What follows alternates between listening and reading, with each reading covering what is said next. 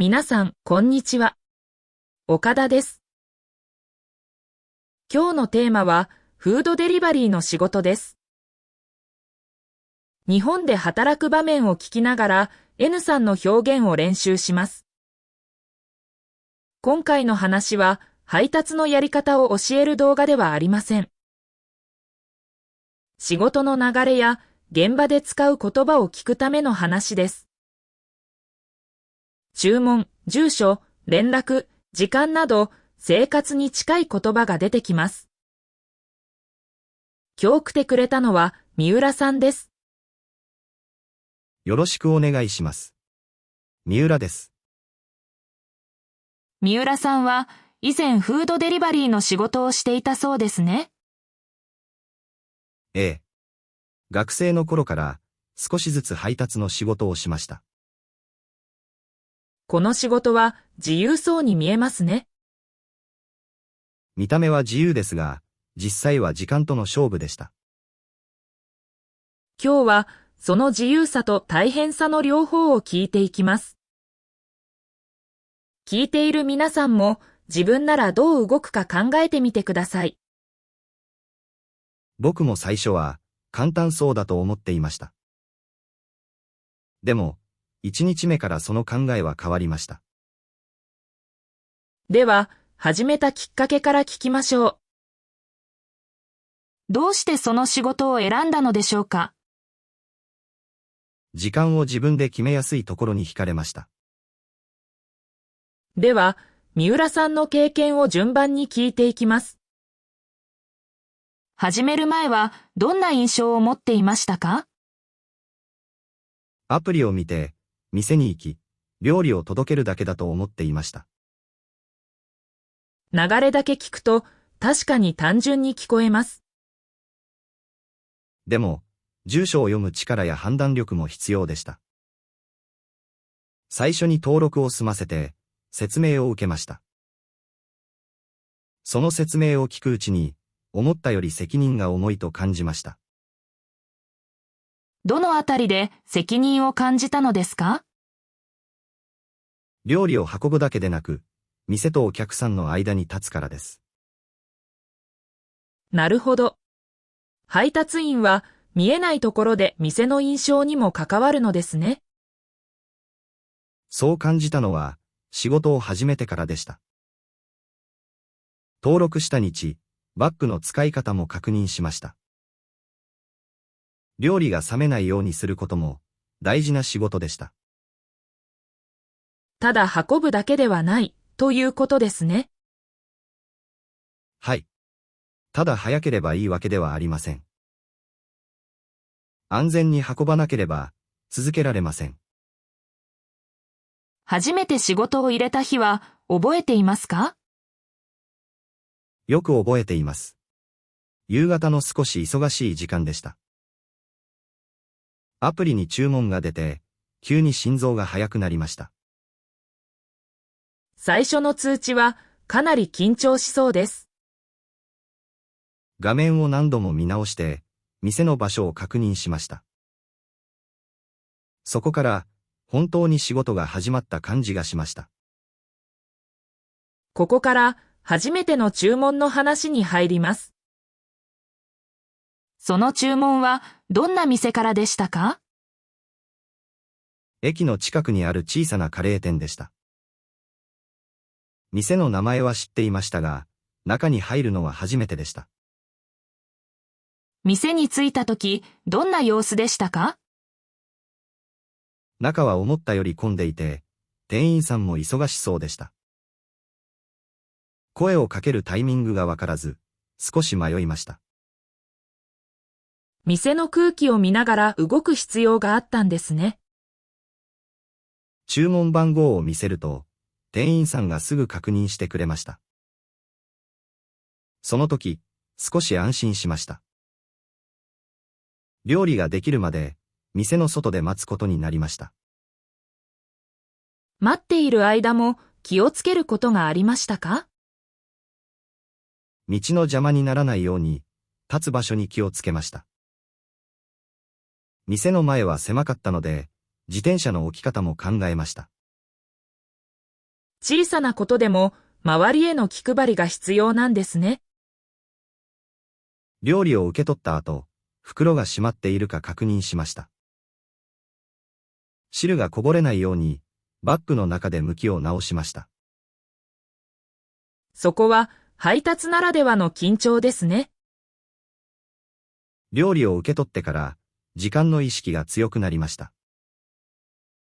でも、急ぎすぎると危ないので、落ち着くようにしました。その時、道はわかりやすかったですか？地図では近く見えましたが、実際は細い道が多かったです。同じような建物も多く、少し不安になりました。地図だけではわからないこともありますね。住所を一つずつ見ながら、ゆっくり進みました。そこで、急ぐだけではうまくいかないとわかりました。初めて届けた時のことも覚えていますか？もちろんです。インターホンを押す手が少し震えました。お客さんに料理を渡して、やっと一つ終わったと思いました。最初の配達が終わると少し自信が出そうですね。自信は出ましたが、すぐ次の注文が入りました。その時、休む時間が思ったより少ないと感じました。二つ目の注文はどんな感じでしたか？二つ目はマンションの名前が似ていて、かなり迷いました。住所は合っているのに、建物の入り口が見つかりませんでした。同じ住所でも入り口が別の道にあることがあります。その時は、地図を拡大して周りを確認しました。焦ってしまうと、見えるものも見えなくなります。それは仕事を始めたばかりの人には大きいですね。結局、お客さんに短いメッセージを送りました。すると、入り口は裏側だと教えてくれました。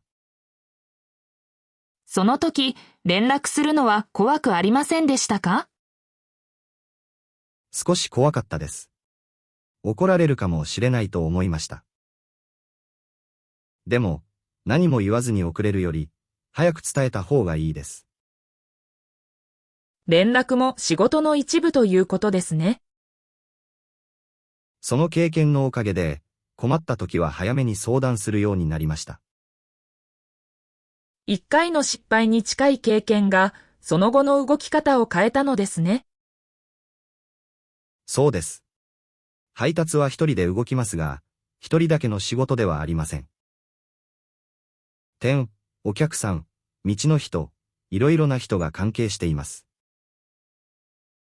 その考えは最初からありましたか？いいえ。最初は自分だけで終わる仕事だと思っていました。何件か配達するうちに考え方が変わりました。次は慣れてきた頃の話を聞きます。慣れた頃にまた別の難しさが出てきました。別の難しさというのは何でしたか？雨の日と夕食の時間です。雨の日は道が混み、地図を見るのも大変になります。ただでさえ急ぐ時間に雨が重なるのですね。そうなると、焦らないようにするのが一番大事でした。早く届けたい気持ちはありますが、無理をすると危ないです。速さだけでなく、安全も考えなければならないのですね。特に夜は、暗い道や人の多い道に注意しました。濡れた道で急ぐと、転びそうになることもありました。それは怖いですね。無事に届けることが第一ですね。はい。遅れるときは、早めに連絡するようにしました。何も言わないせいで、不安にさせてしまうことがあります。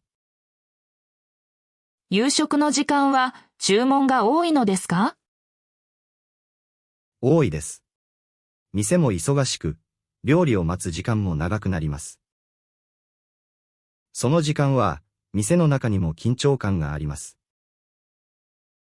配達員だけでなく、店も同じ時間と戦っているのですね。だから、店員さんに強く言うのは違うと思いました。待つしかないときは、状況を見て連絡しました。ただ待つのではなく、伝えることが大切なんですね。その通りです。伝え方で印象が変わります。短い文でも、理由を入れるようにしました。例えば、どんな感じで伝えましたか？店が混んでいるため、少し遅れます、と書きました。それだけでも、お客さんの反応が柔らかくなることがありました。言葉の使い方も仕事の大事な部分ですね。一番慌てた日はどんな日でしたか？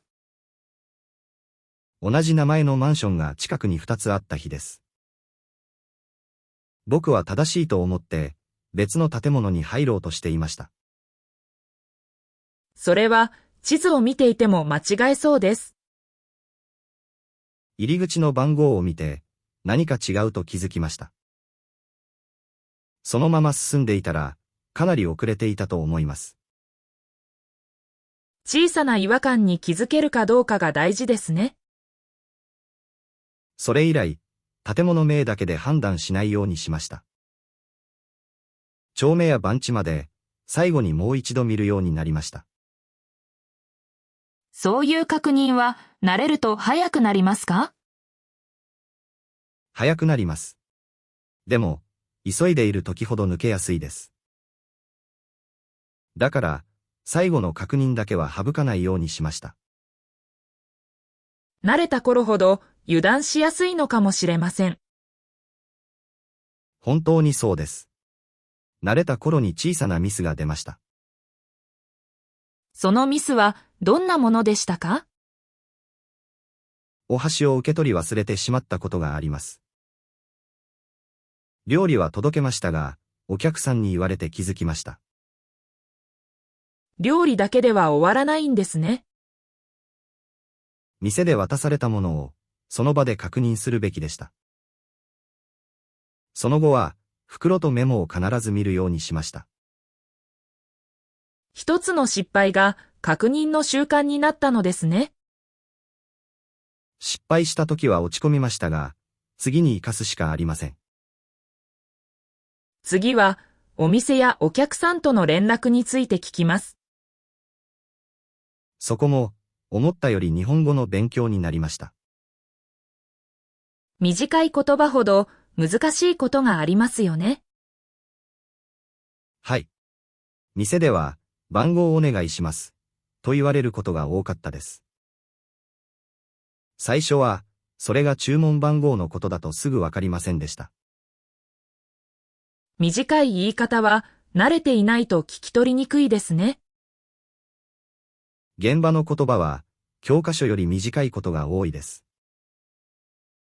でも、何度も聞くうちに、自然にわかるようになりました。お客さんとの連絡ではどんな表現を使いましたか？到着しました。少し遅れます。確認しています。などです。長い文より、短くてわかりやすい文を選びました。丁寧すぎても、急いでいる時には伝わりにくいですね。そうです。相手がすぐわかることを大ごとにしました。電話を使うこともありましたか？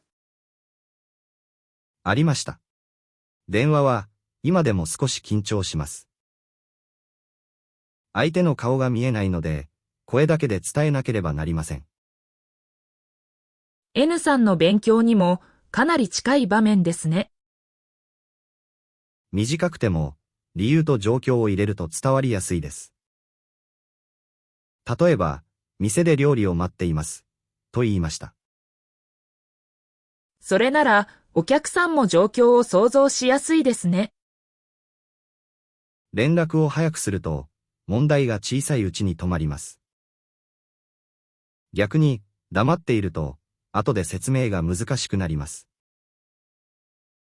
それは仕事全体に通じる話ですね。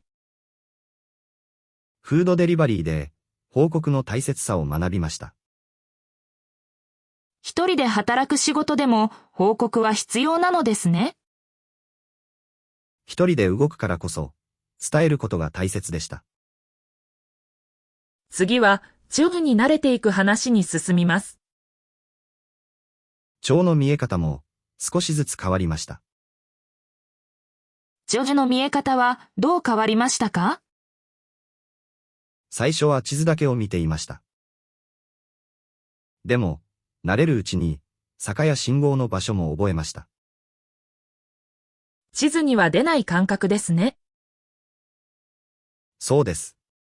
同じ距離でも、走りやすい道と疲れる道があります。雨の日に滑りやすい道も、だんだんわかりました。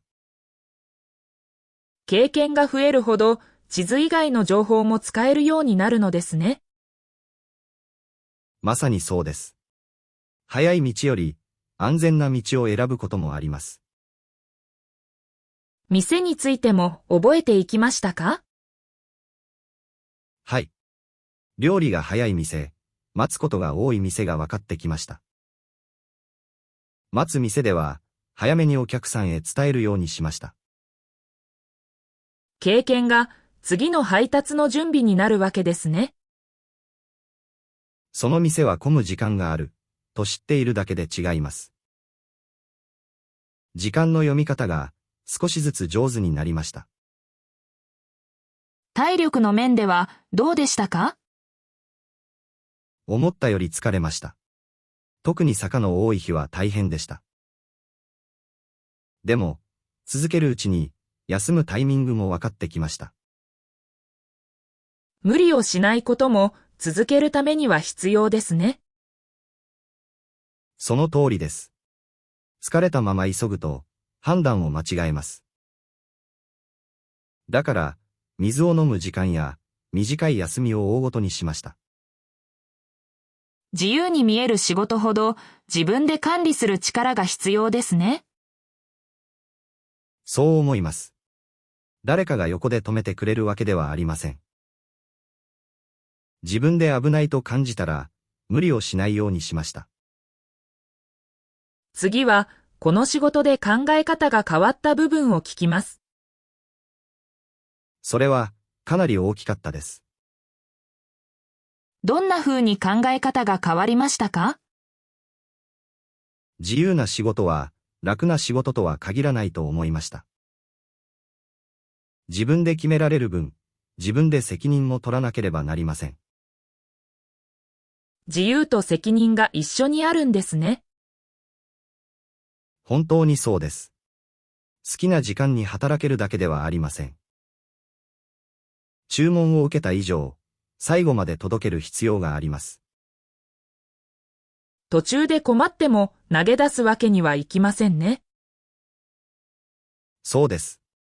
だから、受ける前に場所や天気も考えました。できない量を受けると、店にもお客さんにも迷惑をかけます。仕事を通して言葉以外に学んだことはありますか？相手の時間を大切にすることです。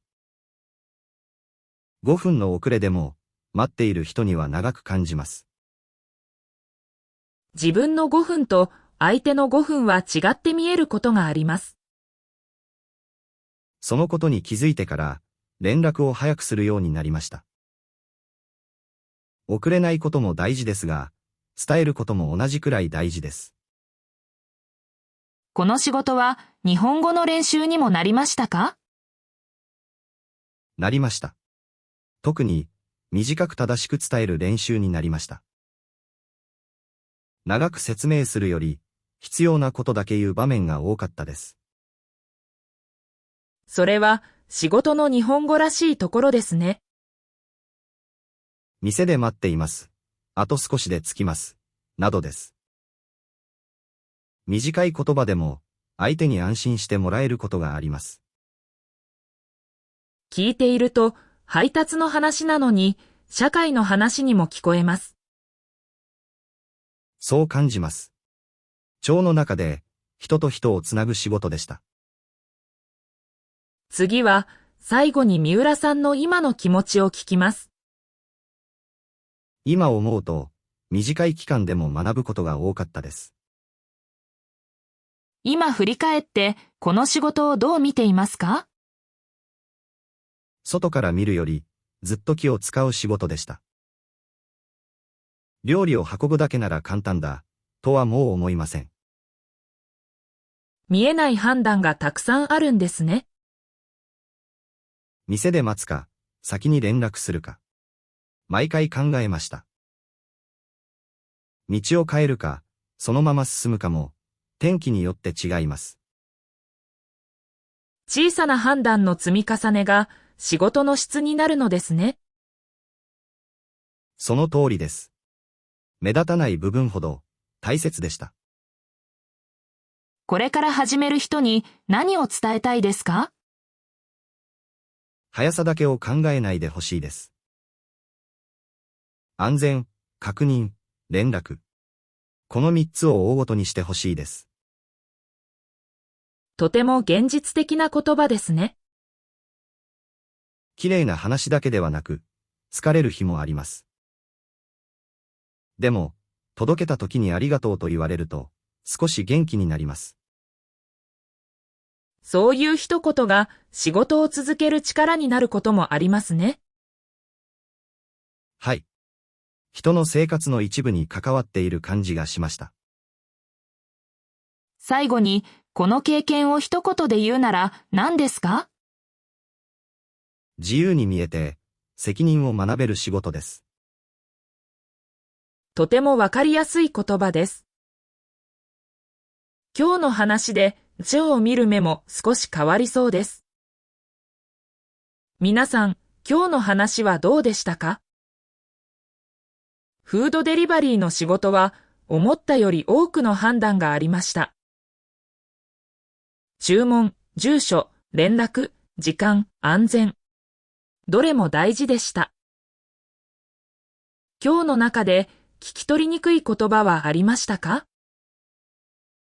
例えば、配達、連絡、確認、責任などです。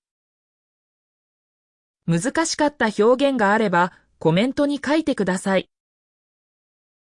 次の動画でそういう言葉も少しずつ拾っていきます。今日は聞いてくれてありがとうございました。三浦さん、ありがとうございました。それではまた次の動画で会いましょう。